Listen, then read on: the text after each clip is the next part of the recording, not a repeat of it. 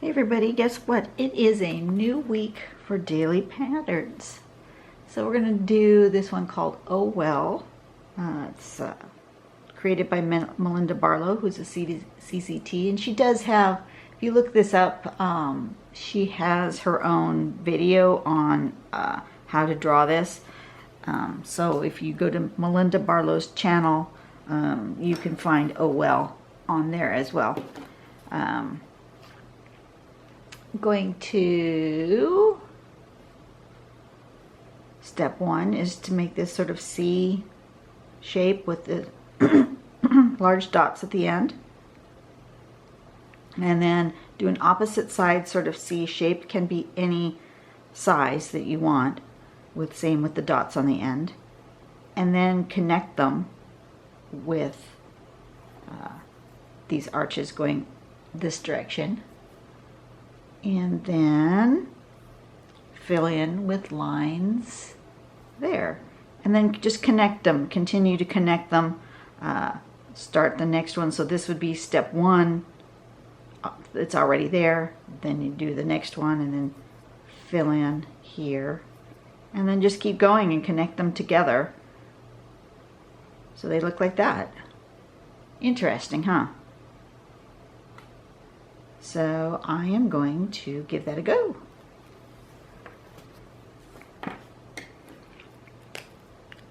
Hope everybody's week was good last week. Sorry about the shadow. There's going to be a little bit of a shadow. It's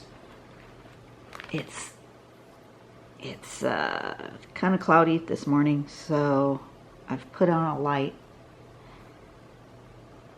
Alright, so we're going to do a dot, and then a C shape, and then a dot. And then we're going to do another dot. I'm going to do it up here. And a C shape with another dot. And then connect those together like that. And then put in these lines here. I think maybe it'll be easier if I go this way.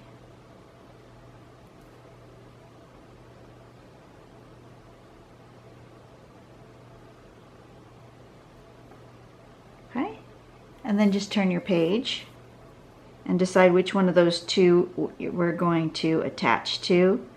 And your dots can be different sizes or further apart, so you could make your C shape way out here, connect to that line somewhere, and it can go way out here.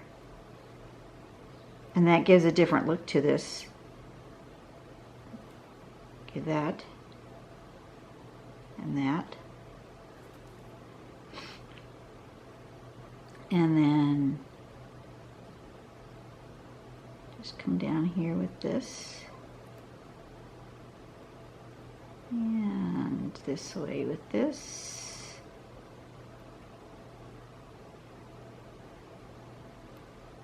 and these parts here will look different depending on how you draw the those lines. Let me just zoom in just a little bit. That's better. Or you don't have to connect them this way. You can draw them just sort of freestanding, like I could use that. Well, maybe not use that dot. Just make it freestanding. I'm going to just make a freestanding one. Doing here and here and here. Like that. I made that one a little close, but that's all right.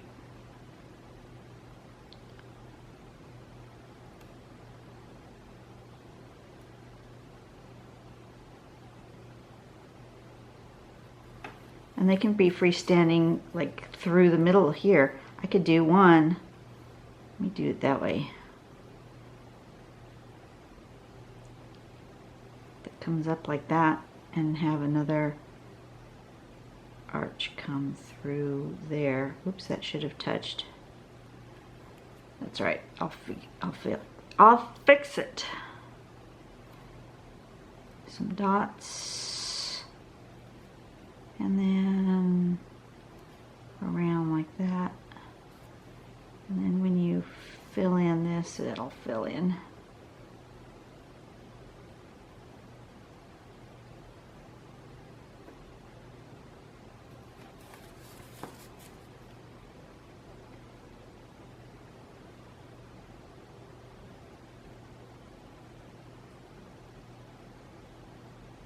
Like that.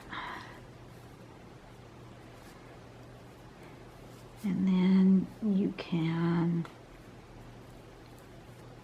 I'm going to use that dot, and I'm going to go down here, and I'm going to make it go this way. Oh, darn it. I forgot to unplug the phone. Well, you're just going to have to listen to the answer machine. Sorry about that. I usually unplug the phone when I'm going to record. Okay, well, nobody left a message anyway, so we're all good to go.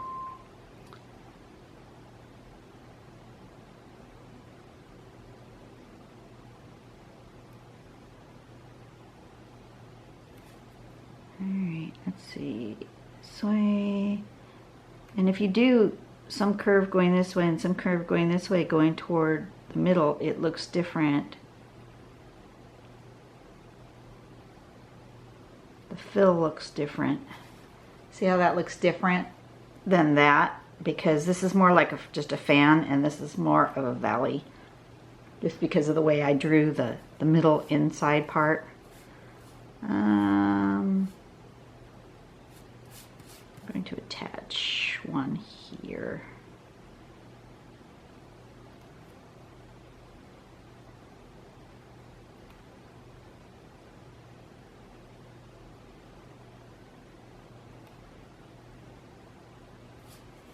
I think for this one, I'm not going to go all the way up to there. I'm just going to go like this as my filler.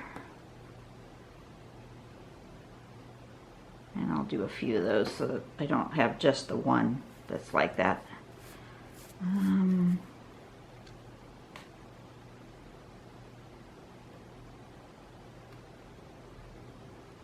want it further out. And that one's going to come up and around like that. This one's going to come up and around like that. And we're going to do the lines and a dot. I like lines and a dot. I don't know what it is about that makes me happy, but it does, so I'll just keep using it. I'm going to put one through here. Make it pretty long. Like that. Okay, so some dots. And on these dots, you can make them any size you want. They can be big or small. That will change the look.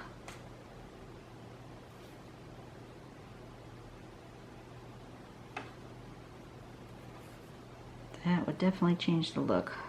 Let's see.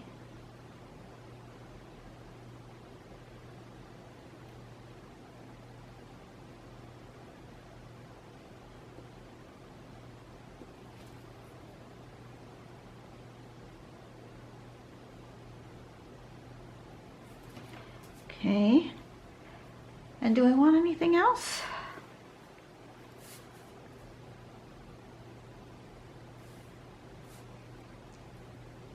I feel like I need something here, but I just might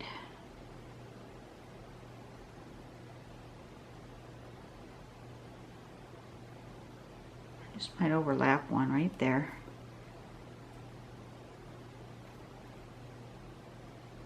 Maybe use that dot. Use that dot. I'm going to go this way.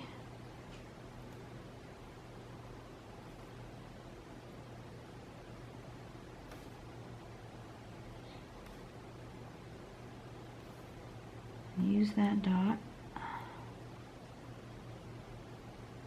Come around. I'm going to come around like that. And I think this one needs the lines. You can go either from the outside to the middle or the middle out. I don't know, for some reason I feel like I want to go from the outside toward the middle.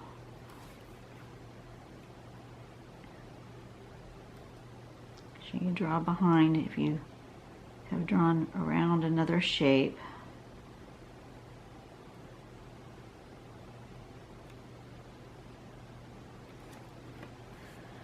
Let's see. And I feel like I need something there and something here. Maybe one more here, like that.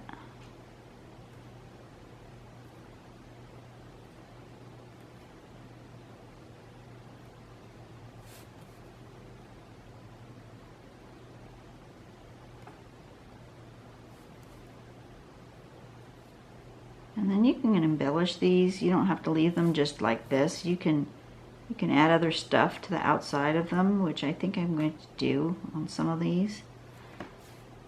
But I think I need something more right in that area right there. So I'm going to add one right here.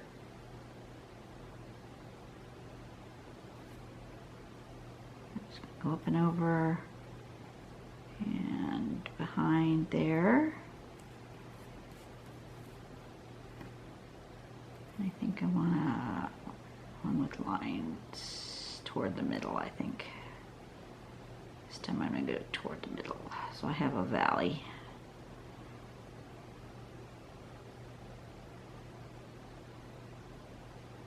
Something like that.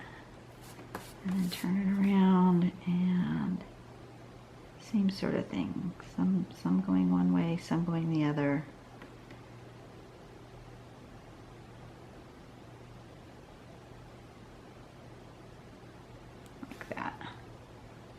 Okay, oh, that's better. That's what it needed. And then I think I'm gonna make a few embellishments on the outside. Maybe Melinda Barlow on her video shows these really nice, she just puts circles in descending, like a descending circles. So I'm gonna try that on some of these. Just makes a few. And they get smaller. Maybe didn't start small enough. I mean, I started too small. They're kind of really small, but that's all right. I'm going to try that again. I'm going to start maybe a little bit bigger this time.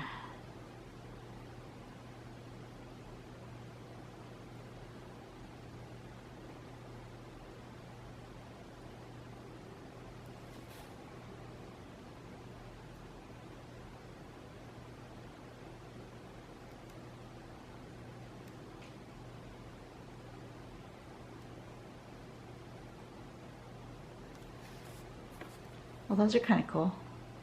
Yeah, I like that. I think I'm going to need a few more though. I don't want to leave it just some of them.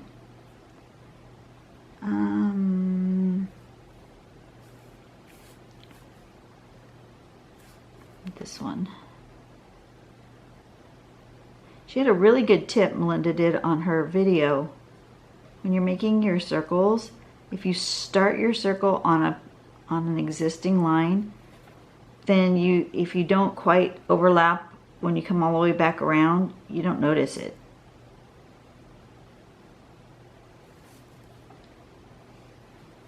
I think I need some in here. See how I didn't quite line up with that one? You can see that right there because I started out there in the middle of nowhere. But if I start here on the line, I should have started on the line. Then you don't see that where I start and stop because it blends right into the line that's existing. So that's a really good tip, and I really should take advantage of that tip more frequently.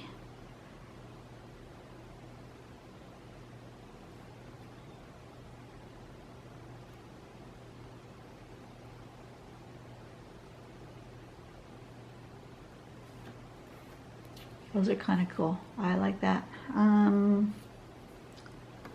feel like it needs, I don't know what it needs.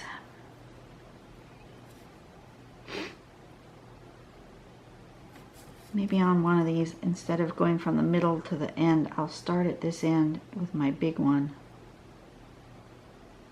I'll go smaller. All the way down.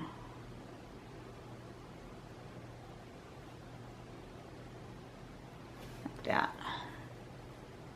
That gives it a different look.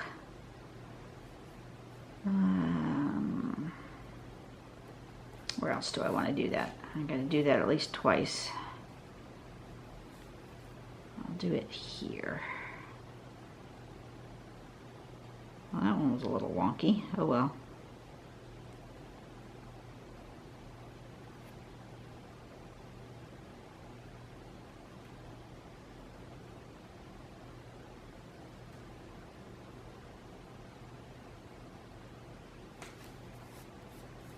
That's good. Doesn't need anything else? I don't think so. I think that looks really good. Okay, so this one's called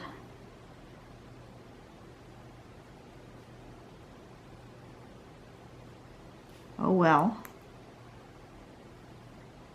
And she tells an interesting story that she named it Oh Well because she was trying to do the pattern well, sort of free form, and not looking at the step outs, and ended up with this instead. So it's sort of well based, but it's not that pattern. And then I'm going to do a little bit of shading. I'm going to shade where those meet like that.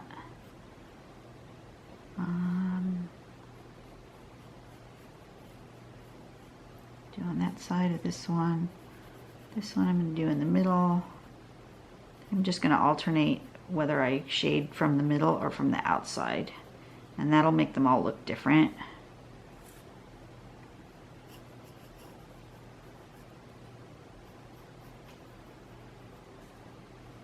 And then maybe a little bit on the circles.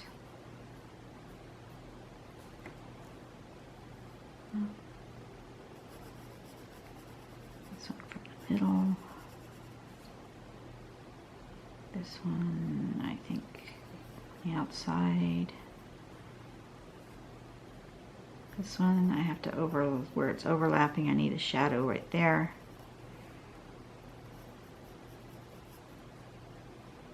I think here, the outside of that one. A little bit of circles. For sure it needs some shading right there. I think I'll go down the middle of this one. And outside of this one. And outside of this one. Really doesn't make any difference, just as long as you get some shading in there. So give it a little life. Take my blending stump and just soften all those so you don't see any of the hard pencil strokes. They just all disappear into a blend.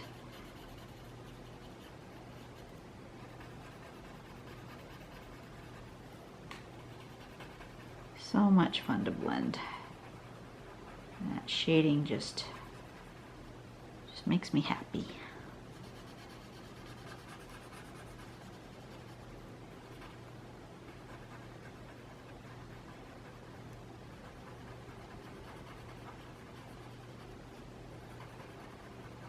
I'm finding it very interesting that actually while I'm drawing, I look up onto the screen and I actually sometimes can tell better on the camera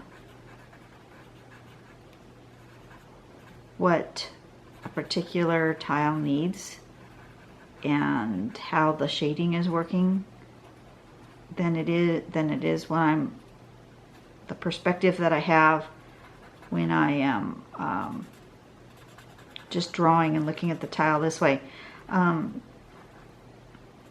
Sometimes in order to figure out what you need in a tile, you may have to hold it up and put it out at arm's length, so you're looking at it further back and standing, you know, eye level to you.